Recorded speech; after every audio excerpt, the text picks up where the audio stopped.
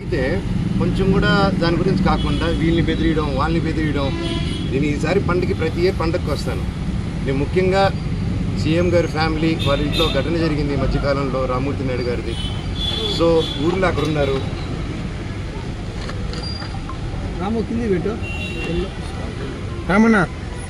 ఒకటి జరిగింది రామూర్తి నాయుడు గారిది. అది చాలా బాధాకరమైన విషయం. అండ్ అందుకు ఈ సమయంలో వాళ్ళు ఊర్లో ఉన్నారు, నాని గారు ఇక్కడ ఉన్నారు. ఇక్కడ వచ్చి గొడవలు చేయడం కరెక్ట్ కాదు. అంటే నేను వస్తే వాళ్ళు గొడవలు చేస్తాను, నాకు గొడవలు ఇంటెన్షన్ కాదు.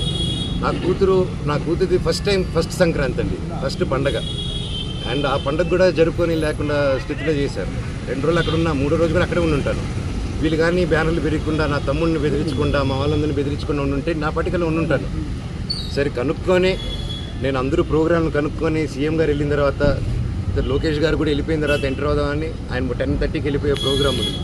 నేను అవన్నీ కనుక్కొని నైట్ నిన్న దాటుకొని 11 o'clock చేసుకొని వచ్చాను. నేను ఎవరికి డిస్టర్బెన్స్ ఉండకూడదు అనేసి. కాకపోతే అది ఎందుకయిందో ఆయన ప్రజల వల్ల డిలే అయ్యి ప్రజలతో ఉండి కొంచెంసేపు టైం ఎక్కువ స్పెండ్ చేశాను నేను ఆయన. సో నేను వెళ్ళే టైం మ్యాచ్ అయింది తప్ప నేను ఈ విషయాలు కానీ, నేను లోకేష్ గారికి కానీ, చంద్రబాబు నాయుడు గారికి కానీ, ఎవరికి కానీ, నాని గారికి కానీ, నేను ఎవరిని కానీ నాకు హెల్ప్ చేయండి, నాకు సమస్య జరుగుతుందని ఆ శివుడి మీద ఆజ్ఞ, శివుడి మీద ఒట్టుగా నేను ఎవరిని అడగలేదు నేను. అండ్ వాళ్ళకి ఎన్నో పనులు ఉన్నాయి. సో వాళ్ళని ఇలాంటి విషయాలతో నేను డిస్టర్బ్ చేయను. నాది ఆ క్యారెక్టర్ కూడా కాదు.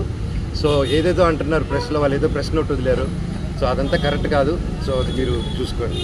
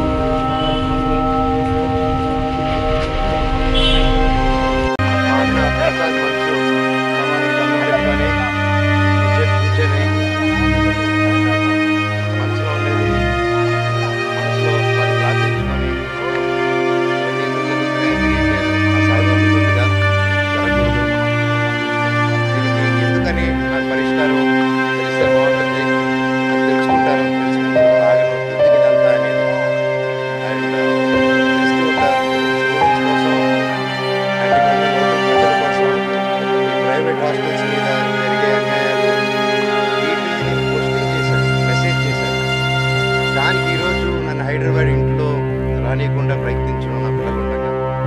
అలాగే మా అమ్మగారి బర్త్డే రోజున వచ్చి ఆ చక్కెర పోయడం, మళ్ళీ నేను ఊళ్ళో ఆలగడ్డకి వెళ్ళిన వెంటనే మా అమ్మని బ్రెయిన్ వాష్ చేసి ఇక్కడ సైన్ పెట్టుకుని, ఆవిడకి ఏం తెలుస్తుంది సైన్ టైప్ చేసుకుని సైన్ ఇలా చేయడం ఇలాగ వరుసగా చేసుకుంటూ వచ్చి ఇది ఎంతవరకు దిగజారిందంటే 2 రోజుల నుంచి ఫ్యాన్స్ ఫాలోవర్స్ ఎంతో కష్టపడి ఎంతో ఖర్చు పెట్టుకొని, ఎందుకంటే వాళ్ళు కష్టపడితేనే డబ్బు వస్తుంది ఎవరికైనా, వాళ్ళందరూ అభిమానంతో అంత ఖర్చు పెట్టుకొని ఇక్కడ మా ఫొటోస్, మా లోకల్ లీడర్స్ ఫొటోస్ అందరిది పెట్టుకొని వెల్కమ్ స్వాగతం చెప్తూ విషయం చెప్తుంటే వాళ్ళందరిది ఫస్ట్ రోజు రాత్రి 12వ తారీఖు 13వ రోజు రాత్రి పక్కన చెప్పారు, అన్న ఇలా జరుగుతుందనంటే సరేరా గొడవ పెట్టుకోకండి మన ఊరే కదా పండగ పూటరా అందరూ సంతోషంగా ఉండను. మళ్ళీ నెక్స్ట్ రోజు వచ్చి మేము వస్తున్నామని తెలియగానే మళ్ళీ హోర్డింగ్ వేశారు. మళ్ళీ ఈరోజు పొద్దున ఒక ట్రాక్టర్ పెట్టుకొని నాకు వీడియోలు చూపించారు, షాక్ అయ్యా నేను. ఒక ట్రస్ట్ ట్రాక్టర్ వెళ్తుంది, దాంట్లో 40 మంది వాళ్ళు ఏడాది ఢిల్లీ నుంచో ఏడాది నుంచో తీసుకొచ్చినారు, ఒక్కొక్కడు ఉన్నాడు అలాగా. కాకపోతే చూడంగానే భలే పెరుగుతున్నారు, ఎందుకు ఢిల్లీ నుంచి అంత బాడీలు వేసుకొచ్చారో నన్ను చూడంగానే ఎందుకు అలా పారిపోయారో అర్థం కాలేదు. కాకపోతే నేను ఏ గొడవకు రాలేదు. ఆ రోడ్ల మీద చూస్తే మీరు పోలీసు లాఠీల్ని రౌడీలు పట్టుకొని తిరుగుతున్నారు. కోర్టు ఆర్డర్ వచ్చింది బౌన్సర్స్ ఉండకూడదని చెప్పి. ఇక క్యాంపస్ సెక్యూరిటీ ఉంటే ఓకే, క్యాంపస్లో ఆర్మీ ఆఫీసర్స్ ఉన్నారు, గొప్ప గొప్ప సెక్యూరిటీ సిబ్బంది ఉంది, వాళ్ళందరికీ రెస్పెక్ట్ నాది. కాకపోతే వీళ్ళెవరో బయట నుంచి రౌడీలు తీసుకొచ్చేసి కేవలం నేను సిఐ గారి మాట, ఎస్ఐ గారి మాట, డిఎస్పీ గారి మాట, పోలీస్ సిబ్బంది మాట వినే నేను ఈరోజు వెనక తిరిగి వెళ్తున్నాను మర్యాదతో. అంతేగాని ఆ బౌన్సర్స్ని రౌడీల్ని రమ్మనని నేను ఒక్కడి చాలు వాళ్ళందరికీ, అర్థమైందండి. సో నేను నాకు ఏ గొడవకి రావట్లేదు, ఏ దీనికి రావట్లేదు. మేము నెక్స్ట్ స్టెప్ కారుకి పోలీస్ స్టేషన్కి వెళ్తున్నాను. నాకు రాలేదండి, నాకు ఐ డెంట్ రిసీవ్ ఇట్. నేను ఈరోజు వస్తే నాకు జిరాక్స్ కాపీ ఇచ్చారు ఎస్ఐ గారు, ఆయన చూపిస్తున్నారు, అది నాకు ఇవ్వండి సార్ అంటే తీసుకుని బయలుదేరాను. అది నేను చెప్తానండి, స్టేషన్లో చేసిన మీకు కాపీ ఇస్తాను. వాళ్ళందరూ ఎవరైతే మీ కెమెరాలో క్యాప్చర్ చేశారో మీరు దయచేసి వాళ్ళు ఎవరు ఆధార్ గోడ నుంచి కూడా దూకారు, వాళ్ళు రౌడీలు దూకి ఇప్పుడు మీరందరూ ఉన్నారని లాఠీ చూసారు కదా, లాఠీలలాగా వాళ్ళు ఎవరో తెలియదు. ఇలాగా ముని గారు ఉన్నారు, నేను అగ్గిచ్చిన 3 అన్నాను, సురేంద్ర ముని, ఈ పాతలందరూ ఓకే మాకు తెలుసు, నేను పాతలు చెప్పినా ఆగిపోతా నేను, అంత వాళ్ళు బాధపడుతున్నారు.